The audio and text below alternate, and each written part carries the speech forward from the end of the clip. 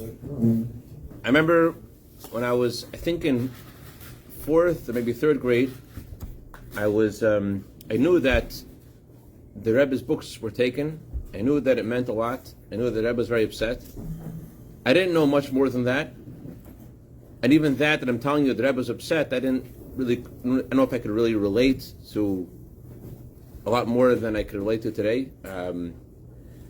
And so every day I would come home from school, and I knew that we knew we were waiting for something. We were waiting for what was called Dida Natzach.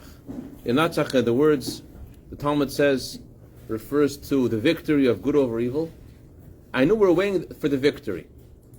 And it's funny, looking back at this, I would ask my uncles, did Dida Natzach happen yet? Did the victory happen already? In other words, it was obvious to everyone that the Rebbe is going to be victorious. The books are going to be returned.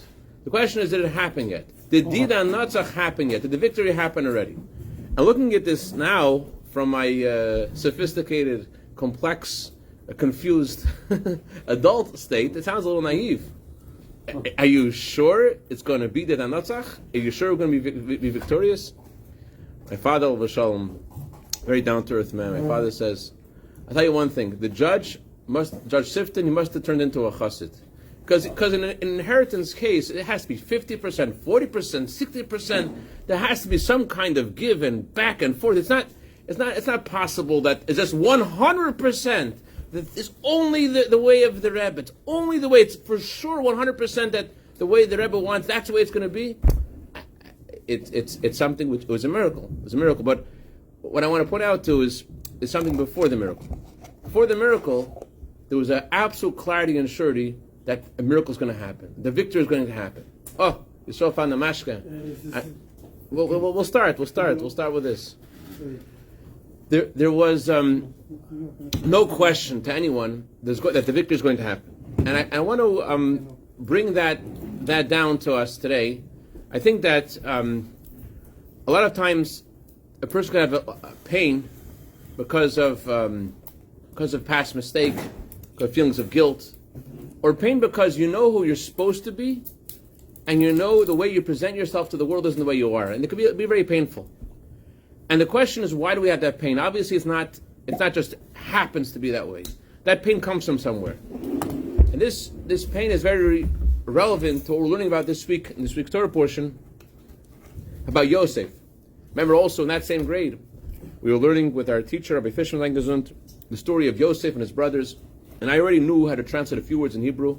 So I knew that when you got to the part where Yosef announces to his brothers, I am Yosef, I knew this was going to be like my Fishman was everything with a full, loud, like in stereo, baritone, like you hear this was going to be amazing. When he says to get up to that part, I am Yosef, something's going to happen. The room will shake. But think about it. I mean, let's think about it. Think about it for a second.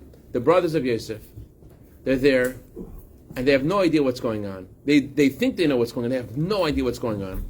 And all of a sudden, Yosef can't hold himself in anymore. And Yosef has to announce, Yosef said, I am your brother. Imagine how they felt. Imagine how they felt at that moment. The Talmud says that they couldn't answer Yosef. They were so shocked. The Talmud says that, imagine, Yosef was the youngest of all the brothers. And yet, when he said to them, I am Yosef, they were astonished, they were shocked, they couldn't answer him. So imagine, says the Talmud, imagine the rebuke of a human being, the rebuke of such a young man, the youngest of all the brothers. Imagine his rebuke startled them. Imagine the king of all kings comes and rebukes us. Imagine how we'll feel. That's what it says in the Talmud. But the question is, Yosef didn't rebuke his brothers. He didn't rebuke them. He just said, I am Yosef. Question number one. Question number two is, what's the next thing he says after he says, I am Yosef? He says that my father's still alive. Why is he asking that question? The whole time they're talking about their father. And number three, what comparison do we have to Yosef and his brothers? Their brothers, Yosef's brothers, threw him into a pit. Okay, that's pretty terrible. We didn't do anything like that. We didn't throw anybody into a pit. So why are we going to have this major, dramatic moment with God when God says to us, whatever the rebuke He's going to give us, we're not like them. We're different to them. We didn't do what they did. So what does the Talmud mean? Yosef didn't. His brothers couldn't answer Yosef. How are we going to answer? What does that mean? To understand all this, we're looking at a verse in Song of Songs. Song of Songs is a verse. Please God, be like a brother to me. I want to find you on the outside. I want to kiss you. Who can make you possibly be like a brother to me? What is that? What are we asking for? So we're asking, says the Talmud, that just like Yosef, despite the fact that his brothers threw him into a pit, Yosef was kind to them, Yosef comforted them, so too we're asking God, that God should also be kind to us and give to us and help us and comfort us despite us doing the same thing. The question is, why is it similar? What do we do to God that's similar to what Yosef did to his brothers? So the Tzemach Tzedek says this. Tzemach Tzedek says, you know what? Why, when a baby is born, a baby cries? Why does a baby cry when a baby is born? Anybody know? Tzemach Tzedek says, a baby cries because a baby just came from such a pure, holy world, and now a baby is brought into such a physical and earthy and coarse world. So of course, a baby cries. So the soul is a part of God, and when we fulfill the purpose of why the soul came from this high roof, as the Talmud says, to a deep pit, this physical world, when we fulfill the purpose of creation, so the soul has such satisfaction, such pleasure, such enjoyment, makes it all worth it. All the trials and tribulations and all the hardship and all the friction that the soul has to go through. Front row seats, same row of prices, back row seats. Come inside. Oh, that's a smart move.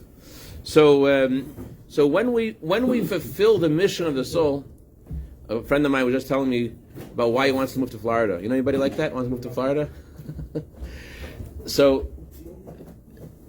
And he was telling me how his life would be so much happier in Florida. And I wanted to say to him, I tried to say to him, I don't know if you got it. I tried to say to him, all the things that will make you happy are not as deep as the hole in your heart, the hole in your soul. I want to do God's mission of me. What you can contribute to your surroundings is your deepest need. Your deepest need is, what is God asking of you? That's your deepest need. And if you can focus on what God is asking from you, all other things you're thinking about, your financial, your social, your health, all other things you're looking for in your life, if you focus on what's God asking of you, that's the deepest satisfaction of the soul, deepest pleasure of the soul. If we could satisfy that, everything else, that's the center of our circle. Everything else works out. So a lot of people, they substitute transition over things which are more substantial. They substitute movement over meaning. If I move, then my life will be meaningful. But really, there's something deeper inside of us. So when the brothers of Yosef threw Yosef into a pit, in a way we do the same thing. When we ignore the soul's journey, the soul's purpose of why it's here, and we spend time doing trivial things, so we're throwing the soul in the pit. So if we fulfill the will of the soul, so then we make the pit into something majestic. Just like Yosef, what happened through the pit? Through the pit, he became the viceroy of Egypt. Through the pit, he reached the highest grandeur and splendor and purpose. But if we forget about the purpose of why we're here, the pit is we put the soul in the pit for unnecessarily. There's no reason the soul in the pit other than to fill its purpose. So here is the moment, the dramatic moment in Yosef's life. What was the issue over here? The simple issue. The simple issue was, I said l'chaim l'veracha, l'chaim. It's also Yisrael's birthday coming up. Mr. Shem, the next week, let's say l'chaim for Yisrael, Weiss's birthday, shas bracha v'atzlacha b'gashu suruchnis, l'chaim.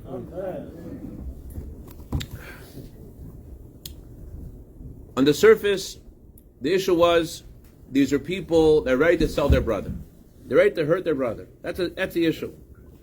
That's a problem. The problem is here, these people, they're ready to hurt their brother. That's a simple problem. Yosef wanted them to be cleansed and rectified for their issue, and therefore what did Yosef do? Yosef arranged things so that they would have to stand up to defend their brother. He planted his silver goblet in his brother Binyamin's pouch, and he wanted to see if his brothers would stand up and have sacrifice for their brother. If they would stand up for their brother, that would show that they had fixed the problem. So all that he did to them, all the pain they gave to them, you accuse them of being spies, forcing them to bring their brother back, and all the accusations and all the things he did, all the trauma they experienced, wasn't because he wanted to hurt them. It was because he wanted to help them. He wanted to bring out their best. He wanted them to recover from the mistake that they made. So here is a dramatic moment. A dramatic moment, Yosef says, I am your brother Yosef. Everything became understood. They understood that all the cruelty that Yosef was showing them before wasn't really cruelty. It was because he wanted to lift them up. He wanted to fix them. So in a similar way, you can understand that their brothers of Yosef, their whole perspective changed that moment. The whole perspective of their brothers of Yosef changed the moment that Yosef said, I'm your brother. I'm Yosef. Now they understood everything that happened. They understood this was the guy who was dreaming years before, and his dreams had come true. This was all about the plan of Hashem. They all of a sudden, everything made sense to them. Chaim Zohar. Zohar, Zog L'chaim. Chaim V'rach. L'chaim. Chaim. Reg. Zog L'chaim. Chaim V'rach. Ifa L'chaim Shachar. Give Zohar L'chaim. אתה יודע מה זה לחיים? Chaim V'rach. לחיים זה 4 אותיות. מם, שזה מוכרחים. Chaim. למד והגיד. ובאמצע יהיה חיבור.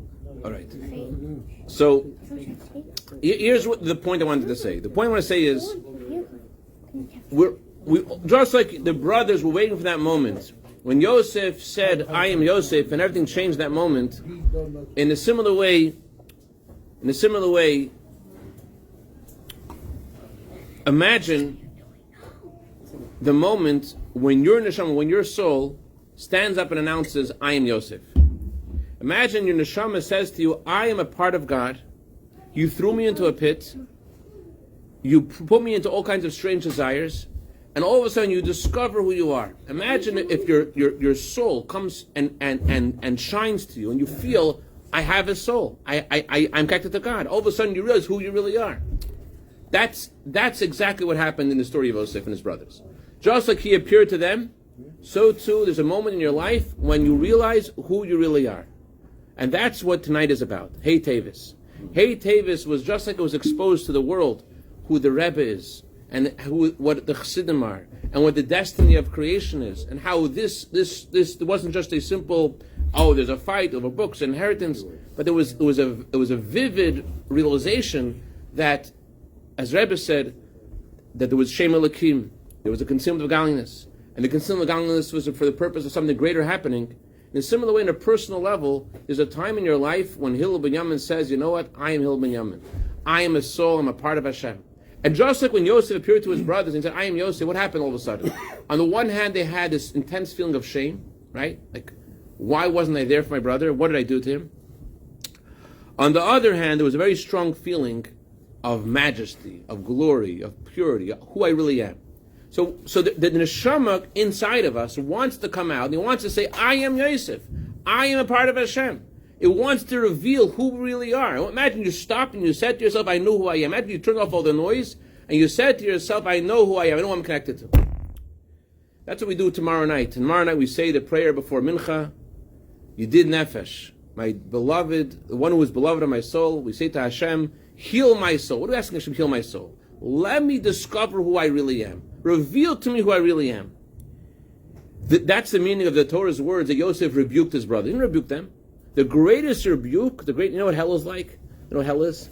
Hell is you discover who you really are, and you're like, I could do so much more. That's what hell. So it's a cleansing thing. It's cleansing. We don't have to go to hell, chas v'shalom. But the idea is that the greatest rebuke is discovering who you are. Discovering who you really are, and you're like, 1 second, if that's who I am, everything changes. You have a whole different way of thinking and feeling, and the whole energy inside of you changes once you discover this is who I am.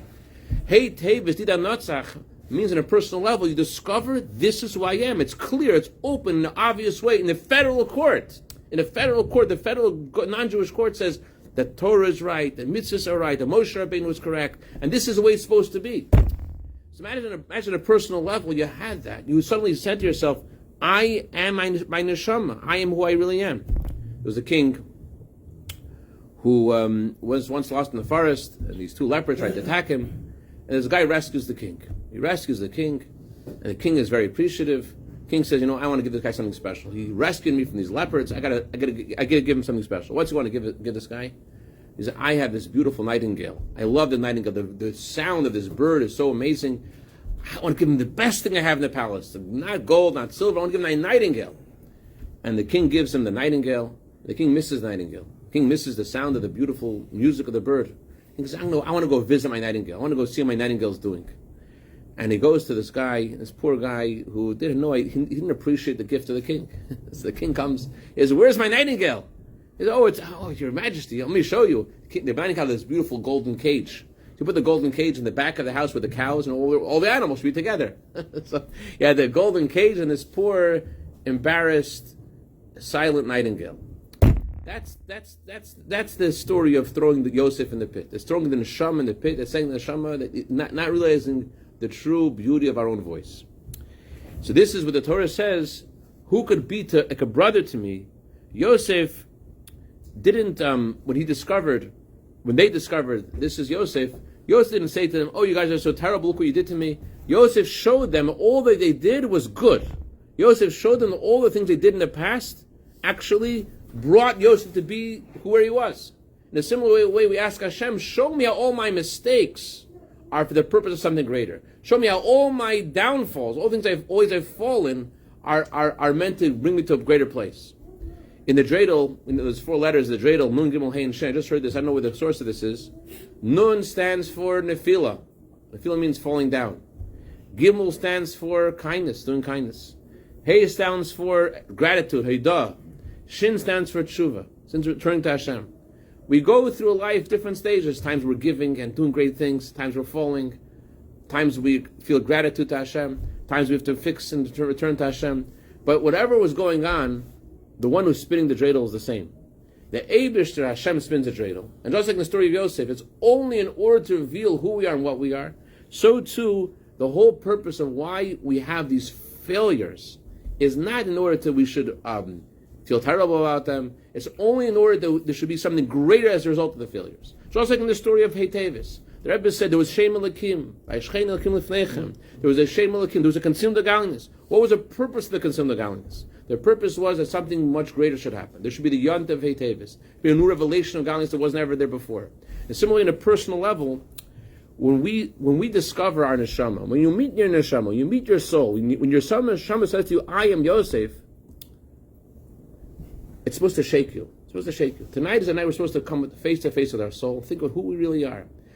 And once you discover who you are, everything is different. That's what Yosef said to his brothers, is my father still alive? Yosef is saying, my father's alive in me. He's alive in me because I went into Egypt and all these challenges and all these things happened and I remained faithful to my father, remained faithful to my soul. But you guys, are you the same? Is my father alive in you as well? That was his question. They couldn't answer him. They were shocked. This is the special gift Hashem gives us tonight, as the verse continues. Eshkacha, eshakcha. Eshak means I will kiss you. We ask Hashem, allow us to kiss the neshama. Allow us to not just to know we have a neshama, but put us in touch with our soul. Put us in touch with who we are. Put us in touch with our deepest self. And this when you have that kind of perspective, you obviously stop being a victim. Stop being, it was this guy's fault. It was that guy's fault. I'm only doing this because of him. The Jewish people are called Yosef, as we said in today's Hayom Yom. We said no. The Jewish people are called Yosef. Every Jew is Yosef. So Hashem tells us, be conscious of your mission. Be conscious of why you're here. Once you're conscious of your mission, everything changes. Once you're conscious of who you are and why you're here, then your thoughts change, your words change. Once you're conscious of who you really are and who you're destined, I am Yosef, you have a purity inside you, then all of a sudden it becomes clear to you that all the different failures that you had in your life, it's all in order for something greater to happen. It's all in order to reach a higher level. It's all in order for the Dan Natzach. L'chaim, l'chaim. L'chaim, we should realize who we are and what we are. Once we realize who we are, I'll conclude with one story. There's a Jew who was named Rabbi Moshe Hecht al-Vashon. Rabbi Moshe Hecht, he was having a hard time. He wrote a letter to the Rebbe. He told the Rebbe, this is terrible, this is hard, I don't know what to do. The Rebbe said, there's a guy I want you to meet. His name is Moshe Hecht. As soon as you meet him, he's a guy, someone who is full. They told the Rebbe, I want you to send someone else here. Someone who's alive and smart and has a direction. And send someone else. I said, I sent someone there who is alive and has intelligence and has alacrity. And as soon as you meet him, everything will change. His name is Moshe Hecht. Get in touch with that guy and everything will change. That's what we need to do tonight. Tira Notzach. The Notzach means victory is ours. You know who we are and what we are, and all that happened in the past, all the dead, the sense, all the falling in the pit. Yosef wouldn't be the king if he didn't fall in the pit. Yosef wouldn't have be who he was had he not been enslaved first in the pit.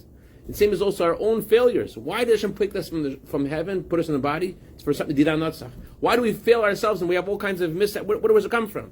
Didan Natzach. Anyways, I just want to give you that message, but I really want to hear from Rabbi Heidingsfeld and Rabbi Turk. This is just an introduction. But let's think about it for a second. Imagine you saw your neshama. That's what it's about. That's what the Hit Davis is.